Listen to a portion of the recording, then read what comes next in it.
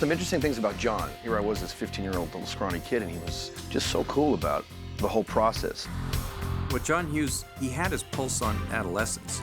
You know, in general, he had a really good sense of it. There was always this feeling that John never really grew up, you know, that he was one of those characters who he still could think like a teenager. He remembered what it was like to be a teenager. He knew that when you're an adolescent, the world is so centered around what you're going through and everything filters through that. I mean, these are all things that you can go to be clinical about, but he wasn't clinical about it. You always felt like he lived it. I think that John, because of his work in Lampoon and because of his sort of vivid imagination and writing style, was not too far apart emotionally from the teenage years, and there were things that had happened to him that he had remembered. So whether he had a pulse on teens at that time, he had a pulse on teens of his generation, and he spoke to some sort of truth. My experience of John is that he is he was very open when we did Breakfast Club. He is very sensitive, very funny, really excited about making his movie, and not a person who's cut off from how he feels about anything. Just, you know, sort of delighted by everything.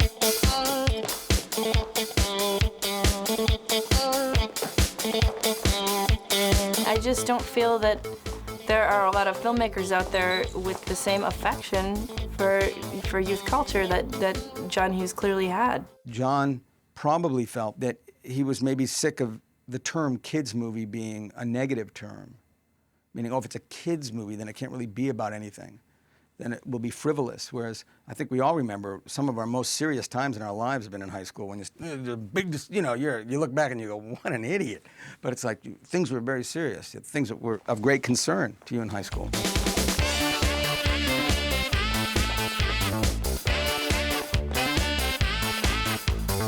I don't think anybody can copy him, is what the problem is.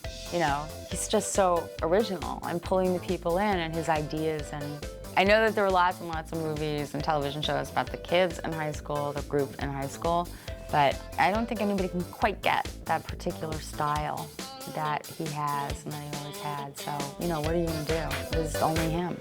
I think John's narrative voice took everything in another direction because he had a great ear for dialogue, for talent, for character, for everything. He was able to sort of see it all and put it all together. He must have known that he had essential stories to tell about high school, and he must have been so aware of the moment that he was living in, the mid-1980s, because every detail in his movies, even now, looks right. It's like going through your yearbook. And I think that's why kids my age loved those movies so much, was because they really... I remember when The Breakfast Club came out and I was a junior in high school, it just seemed like finally someone made a movie about what I think about and how I feel.